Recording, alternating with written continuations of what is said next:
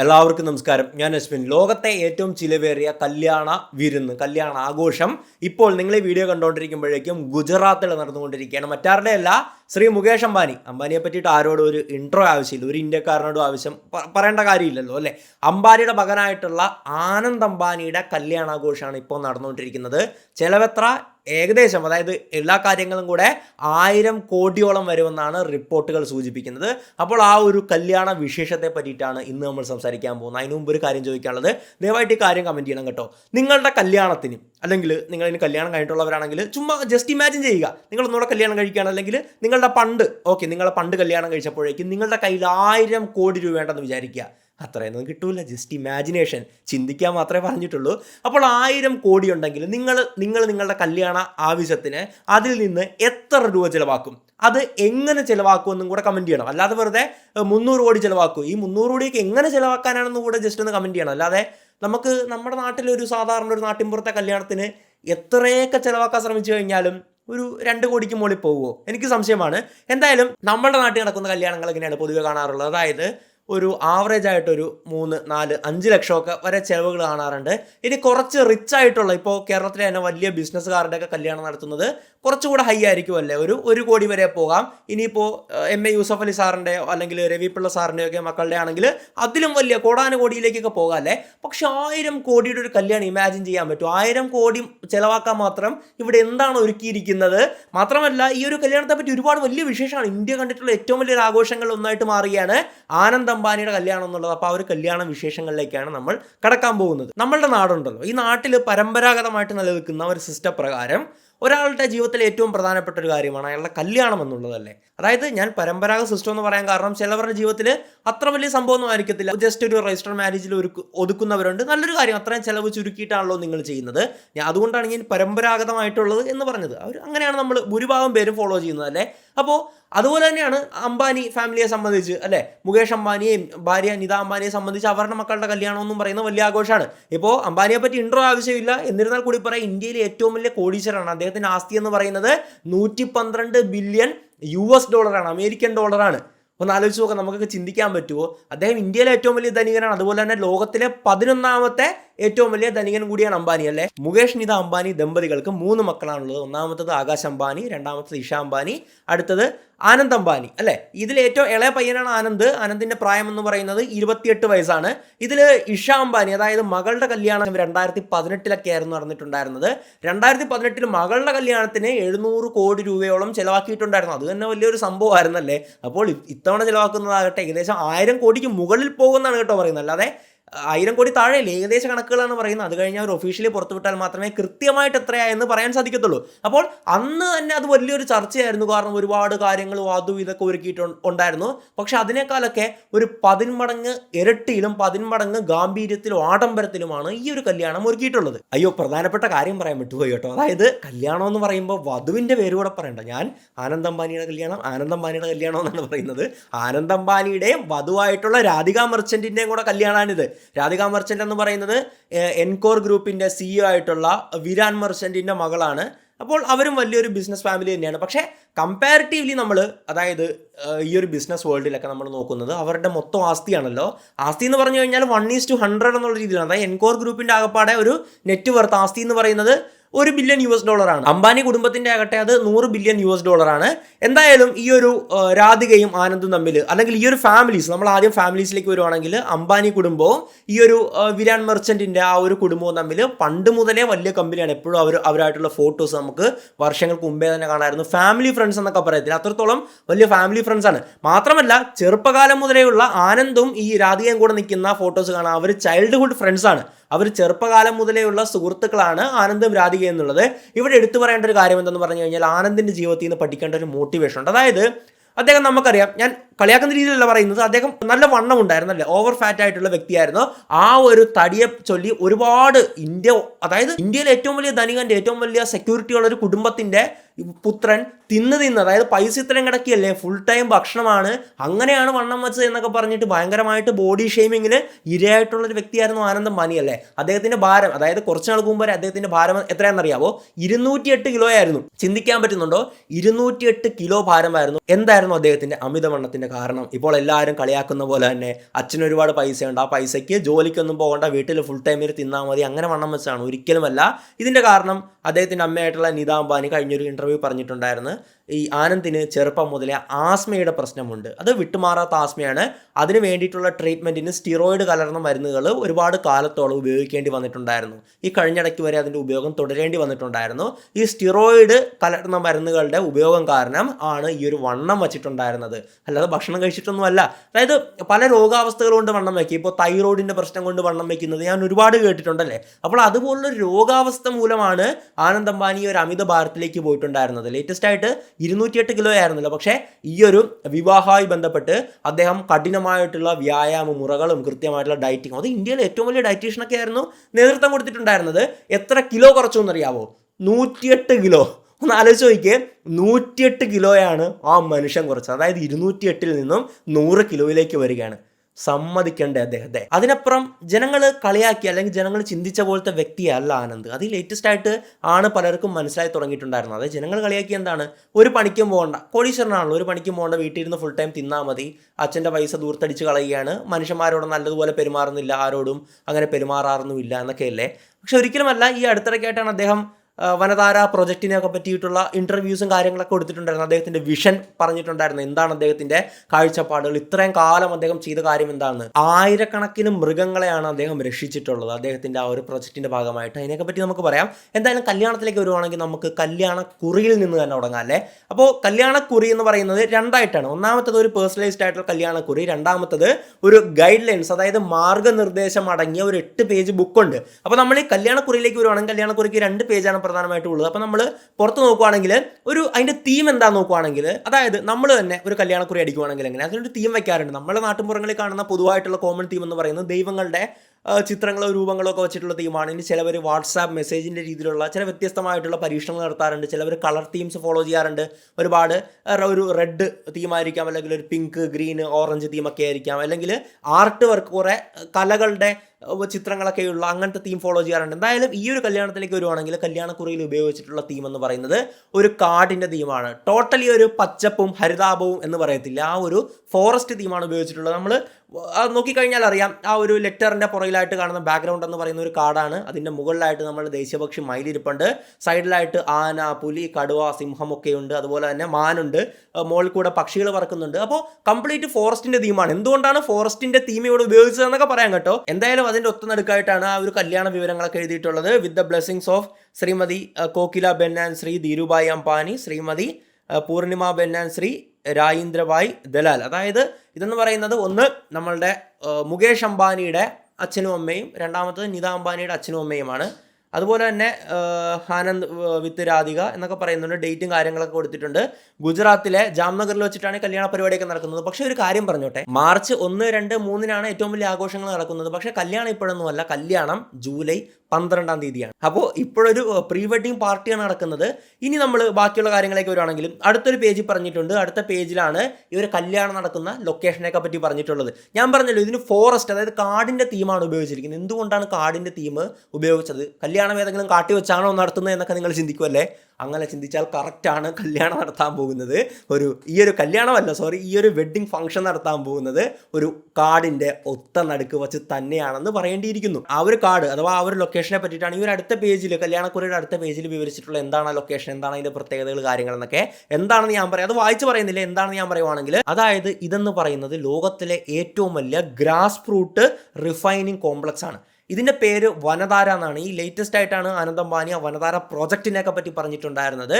എന്തായാലും വനധാരയുടെ ആ ഒരു കംപ്ലീറ്റ് പൂർണ്ണമായിട്ടുള്ള ഏരിയ എന്ന് പറയുന്നതിന് എത്ര ഏക്കറാണെന്നറിയാവോ? 10, 100, 150, 200, ഒരിക്കലുമല്ല, 3000 ഏക്കറിലാണ്. എത്ര? 3000 ഏക്കർ. അവിടെ 10 മില്യണിലധികം മരങ്ങൾ വച്ച് പിടിപ്പിച്ച് അവിടെ 600-650 ഏക്കറിലായിട്ട് വലിയൊരു കാട് സൃഷ്ടിച്ചിട്ടുണ്ട്, വലിയൊരു കൊടുങ്കാട് സൃഷ്ടിച്ചിട്ടുണ്ട്. ബാക്കിയുള്ള പ്രദേശങ്ങൾ തരിശായിട്ട് കിടക്കുകയല്ല, ഒരുപാട് പൈൻ മരങ്ങൾ പോലുള്ള മരങ്ങളൊക്കെ ഭംഗിയായിട്ട് പണിത് അതിൻ്റെ ഇടയിലൂടെ ആൾക്കാർക്ക് സഞ്ചരിക്കാൻ പറ്റുന്ന രീതിയിൽ ഒരുപാട് ലേക്സും തടാകങ്ങളും ചെറിയ അങ്ങനത്തെ, അതായത് ഭയങ്കര പ്രകൃതി രമണീയമായിട്ടുള്ള സെറ്റപ്പിലാണ്. ഒന്ന് ആലോചിച്ച് നോക്കുക, 3000 ഏക്കർ എന്ന് പറയുമ്പോൾ നമ്മുടെ നാട്ടിലെ വലിയൊരു ടൗൺഷിപ്പ് അപ്പാടെ അതിൻ്റെ അകത്ത് കൊണ്ടുവയ്ക്കാൻ പറ്റും, എല്ലാവർക്കും സുഖമായിട്ട് താമസിക്കാൻ പറ്റും. അത്ര വലിയൊരു സെറ്റപ്പാണ് ഈ ഒരു വനധാര എന്നുള്ളത്.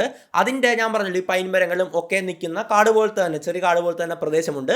അവിടെ വെച്ചിട്ടാണ് ഈ ഒരു പർട്ടിക്കുലർ വെഡ്ഡിങ് ഈവൻറ്റ് നടക്കുക.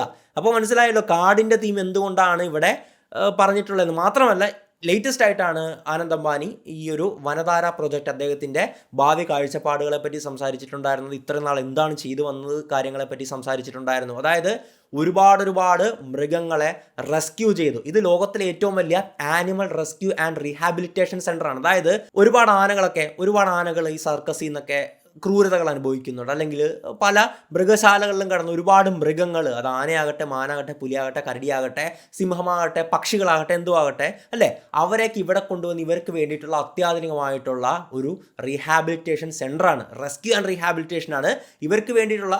അതായത് നമ്മൾ സാധാരണ ഒരു മനുഷ്യൻ്റെ ട്രീറ്റ്മെൻറ്റ്സ് ഉണ്ടല്ലോ നമ്മുടെ ആശുപത്രിയിൽ, അതുപോലത്തെ അത്യാധുനികമായിട്ടുള്ള മൃഗങ്ങൾക്ക് വേണ്ടിയിട്ടുള്ള ആശുപത്രി അടക്കം അവിടെ പ്രവർത്തിക്കുന്നുണ്ട്. ഈ ഒരു വനധാര പ്രോജക്റ്റിനെ പറ്റിയിട്ട് ഞാൻ വേറൊരു വീഡിയോ ഡെഡിക്കേറ്റഡ് ആയിട്ട് ചെയ്യുന്നതായിരിക്കും നല്ലത്. അപ്പോൾ മനസ്സിലാക്കുക, ഇതൊരു വലിയ കാടാണ്. അതിൻ്റെ 750 ഏക്കർ ഒരു കൊടുങ്കാട്. നമ്മൾ ആമസോൺ ഫോറസ്റ്റ് കണ്ടില്ല, അതുപോലെ കൊടുങ്കാട് പോലെ കിടക്കുകയാണ്. ബാക്കിയുള്ള പ്രദേശങ്ങളിൽ പച്ചപ്പും മരങ്ങളും പൈൻ മരങ്ങളും തടാകങ്ങളും ഈ അങ്ങനത്തെ സെറ്റപ്പൊക്കെയാണ്. അപ്പോൾ അതിൻ്റെ ഇടയിൽ വെച്ചിട്ടാണ് കല്യാണം നടക്കുന്നത് എന്ന് മനസ്സിലാക്കുക. കല്യാണമല്ല, കല്യാണ ഫംഗ്ഷൻ, കല്യാണം ജൂലൈയിലാണ് കേട്ടോ. ആ കാടുണ്ടാക്കാനായിട്ട് 1 കോടിയോളം മരങ്ങളായിരുന്നു നട്ടുപിടിപ്പിച്ചിട്ടുണ്ടായിരുന്നത്. എന്തായാലും 1997 മുതലാണ് ഇത് ആരംഭിക്കുന്നത്. അതൊക്കെ ആ വെഡിങ് ലെറ്ററിൽ പറഞ്ഞിട്ടുണ്ട്. ഇനി ഇതിൻ്റെ ഏറ്റവും വലിയ പ്രത്യേകത എന്ന് പറഞ്ഞു കഴിഞ്ഞാൽ, അതായത് കല്യാണ ഫംഗ്ഷൻ്റെ ഇതിലേക്ക് ക്ഷണിച്ചിട്ടുള്ളത് ലോകത്തിലെ ഏറ്റവും വലിയ സെലിബ്രിറ്റീസ്, VIPസിനെയൊക്കെയാണ്. നമുക്ക് ടോപ്പിലുള്ള ആൾക്കാരെ പറയാം. അപ്പോൾ നിങ്ങൾ പെട്ടെന്ന് ചിന്തിക്കില്ല ഇന്ത്യയിലുള്ള ആൾക്കാർ. അതായത് ഇന്ത്യയിലുള്ള ഏറ്റവും വലിയ രാഷ്ട്രീയക്കാർ, Bollywood celebrities, Shahrukh Khan, Ranbir Kapoor, Salman Khan, sports personalities, Sachin Tendulkar, Virat Kohli, PV Sindhu, അങ്ങനെ ഇന്ത്യയിലെ എല്ലാ മേഖലകളിൽ നിന്നുമുള്ള പ്രമുഖരെ വിളിച്ചിട്ടുണ്ട്. അപ്പോൾ അവരുടെയൊക്കെ ലിസ്റ്റ് പറയുകയാണെങ്കിൽ ഒരിക്കലും തീരുന്നില്ല. അതുകൊണ്ട് നിങ്ങൾക്കൊക്കെ ചിന്തിക്കാവുന്ന ഏറ്റവും വലിയ വേൾഡിൽ തന്നെ അറിയപ്പെടുന്ന ആൾക്കാരുണ്ടല്ലോ, അവരുടെ കുറച്ച് പേര് പറയുവാണെങ്കിൽ ബിൽ ഗേറ്റ്സ്, മൈക്രോസോഫ്റ്റിൻ്റെ CEO ആയിട്ടുള്ള ബിൽ ഗേറ്റ്സ്. രണ്ടാമത്തത് മാർക്ക് സക്കർബർഗ്, നമ്മുടെ ഫേസ്ബുക്ക് അല്ലെങ്കിൽ മെറ്റയുടെ CEO, അദ്ദേഹത്തിൻ്റെ വൈഫിനെ വിളിച്ചിട്ടുണ്ട്. പിന്നെ ഡൊണാൾഡ് ട്രംപിൻ്റെ മകളെ ക്ഷണിച്ചിട്ടുണ്ട്. അതുപോലെ തന്നെ ഖത്തറിലെ പ്രധാനമന്ത്രി, അതുപോലെ നമ്മുടെ അഡോബിൻ്റെ CEO, Adobe Photoshop, Adobe premier pro ഒക്കെ കേട്ടില്ല, ആ ഒരു അഡോബിൻ്റെ CEO. അതുപോലെ തന്നെ സ്വീഡനിലെ പ്രസിഡന്റ്, കാനഡയിലെ ഫോർമർ, അതായത് മുമ്പുണ്ടായിരുന്ന പ്രസിഡന്റ്, അതുപോലെ ഭൂട്ടാനിലെ രാജാവ് രാജ്ഞി, ഡിസ്നിയുടെ CEO, നമ്മൾ വാൾട്ട് ഡിസ്നി എന്നൊക്കെ കേട്ടില്ല, ആ ഒരു ഡിസ്നി കമ്പനി ഉണ്ടല്ലോ ഇപ്പോൾ, ഡിസ്നി ഹോട്ട്സ്റ്റാർ, ഏഷ്യാനെറ്റൊക്കെ ബന്ധപ്പെട്ടൊക്കെ സംഭവങ്ങളുണ്ടല്ലോ, ആ ഒരു ഡിസ്നിയുടെ CEOയെ വിളിച്ചിട്ടുണ്ട്. അതുപോലെ ബ്ലാക്ക് റോക്ക് എന്ന് പറയുന്നത് ലോകം ഭരിക്കുന്ന കമ്പനി എന്നൊക്കെ പറഞ്ഞ് ഭയങ്കര പ്രചാരമുള്ള ഒരു കോൺസ്പിറസി തിയറിയൊക്കെ ബന്ധപ്പെട്ട് കിടക്കുന്ന വലിയ കമ്പനിയാണ്. എല്ലായിടത്തും ഷെയറും കാര്യങ്ങളൊക്കെ ഉണ്ട്, അതൊക്കെ സത്യമാണ്. ബ്ലാക്ക് റോക്കിൻ്റെ CEO ആയിട്ടുള്ള ലാറി ഫിൻഗിനെ ക്ഷണിച്ചിട്ടുണ്ട്. അതുപോലെ തന്നെ ഇന്ത്യയിലെ പ്രശസ്തർ, ഞാൻ നേരത്തെ പറഞ്ഞ ഇന്ത്യയിലെ തന്നെ ടോപ്പ് ബോളിവുഡിലുള്ള ഓൾമോസ്റ്റ് എല്ലാ സെലിബ്രിറ്റീസിനെയും വിളിച്ചിട്ടുണ്ട്. നാഷണൽ ലെവലിൽ കളിച്ച, അതായത് രാജ്യത്തിൻ്റെ അഭിമാനമായിട്ടുള്ള എല്ലാ സ്പോർട്സ് പേഴ്സണാലിറ്റീസ്, വിരാട് കോഹ്ലി, സച്ചിൻ ടെണ്ടുൽക്കർ, സൗരവ് ഗാംഗുലി, എല്ലാവരെയും, പിന്നെ PV സിന്ധു, ഞാൻ നേരത്തെ പറഞ്ഞല്ലോ. അങ്ങനെ ലിസ്റ്റ് ഇങ്ങനെ കിടക്കുകയാണ്, നമുക്കത് ഒരിക്കലും പറയാൻ സാധിക്കില്ല. പൊളിറ്റീഷ്യൻസ്, പ്രധാനമന്ത്രി, രാഷ്ട്രപതി അടക്കം അങ്ങോട്ടുള്ള കംപ്ലീറ്റ് ആൾക്കാർ, അതുപോലെ ഏറ്റവും വലിയ ബിസിനസ് മാഗ്നറ്റ്സ്, അങ്ങനെ എല്ലാവരും ഉണ്ട്. ഇതിനപ്പുറത്തേക്ക്, അതായത് സംഗീത നിശകളും ഡാൻസും തന്നെ ആയിരിക്കുമല്ലോ ഈ ഒരു പരിപാടിയിൽ നമുക്ക് എക്സ്പെക്ട് ചെയ്യാൻ പറ്റുന്നത്. അതുകൊണ്ട് എല്ലാ ദിവസവും ഒരുപാട് പരിപാടികൾ പല സ്പോട്ടുകളിലായിട്ട് വെച്ച് നടപ്പുണ്ട്. അപ്പോൾ അതിൽ ഏറ്റവും ശ്രദ്ധേയമായിട്ടുള്ള കാര്യം എന്തെന്ന് പറഞ്ഞു കഴിഞ്ഞാൽ, ലോകത്തിലെ തന്നെ ഏറ്റവും ഹൈലി പെയ്ഡ് ആയിട്ടുള്ള പെർഫോമർ, അതായത് ഒരു സ്റ്റേജ് പ്രോഗ്രാമിന് ഏറ്റവും കൂടുതൽ ചാർജ് ചെയ്യുന്ന പെർഫോമേഴ്സിൽ ഒരാളായ, അതായത് അതിനേക്കാളും മുകളിലും കുറഞ്ഞൊക്കെ കാണും, എന്തായാലും അതിൽ ഒരാളായിട്ടുള്ള റിഹാന ഇവിടെ അംബാനിയുടെ, അതായത് ആനന്ദ് അംബാനിയുടെ കല്യാണ വിരുന്നിന് വന്ന് ഒരു സംഗീത നിശ സംഘടിപ്പിക്കുകയാണ്. റിഹാനയ്ക്ക് 1 മണിക്കൂർ പെർഫോമൻസ് ചെയ്യാൻ വേണ്ടിയിട്ട് കൊടുത്തത് എത്ര രൂപയെന്നറിയാവോ? നമ്മുടെ നാട്ടിലൊക്കെ ഒരു വ്യക്തി വന്നു കഴിഞ്ഞാൽ 50 ലക്ഷമൊക്കെ വരെ കൊടുക്കാറുണ്ടല്ലേ. അത്രയും ടോപ്പായിട്ടുള്ള ആൾക്കാരാണെങ്കിൽ കേരളത്തിൽ തന്നെ പെർഫോം ചെയ്യുന്നവരുണ്ട്, മേടിക്കുന്നവരുണ്ട്. പക്ഷേ റിഹാനയ്ക്ക് കൊടുത്തിട്ടുള്ള എത്രയെന്നറിയാമോ? 1 മണിക്കൂർ പെർഫോം ചെയ്യുന്നതിന് 70 കോടി രൂപ. എത്ര? 70 കോടി രൂപയോളമാണ് റിഹാനയ്ക്ക് കൊടുത്തിട്ടുള്ളത്.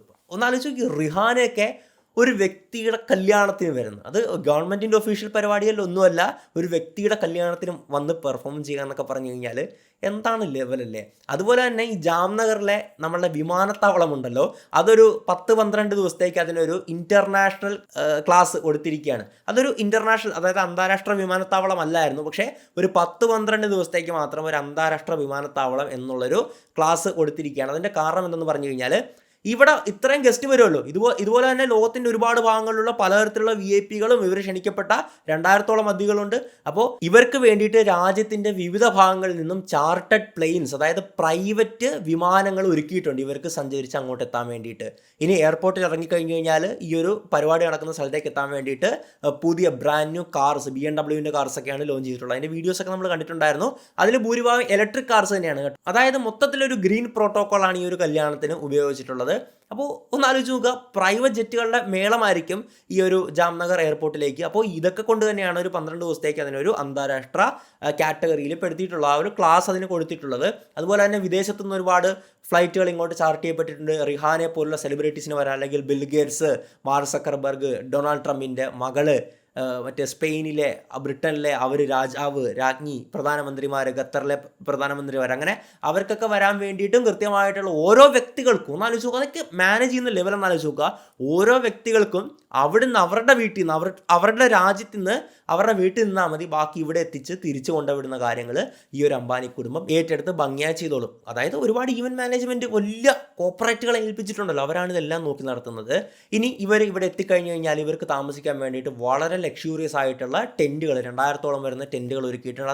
അതിനൊക്കെയുള്ള സ്ഥലമാണല്ലോ. അതായത് ഞാൻ പറഞ്ഞല്ലോ 3000 ഏക്കറിലാണ് ഈ ഒരു വനതാര പരന്ന് കിടക്കുന്നത്. അതിൻ്റെ അകത്ത് ഒരുക്കിയിട്ടുണ്ട്. ലക്ഷൂറിയസ് ആയിട്ടുള്ള ടെൻറ്റാണ്. ഇനി നമ്മൾ ഈ ഒരു കല്യാണ ആഘോഷങ്ങളിലേക്ക് നോക്കുകയാണെങ്കിൽ ഇവർക്ക് ധരിക്കാനുള്ള വസ്ത്രങ്ങളൊന്നും ഇവർ കൊണ്ടുവരണമെന്നില്ല. അവിടെ എല്ലാ തരത്തിലും വസ്ത്രങ്ങളും അവൈലബിൾ ആണ്. ഇവിടെ വരുന്നവർക്കെല്ലാം തന്നെ വളരെ എക്സ്പെൻസീവ് ആയിട്ടുള്ള ദുപ്പട്ടയാണ് കൊടുക്കുന്നത്. ലക്ഷങ്ങൾ വില മതിക്കുന്ന ഒരു ദുപ്പട്ട സമ്മാനം കൊടുക്കുന്നുണ്ട്.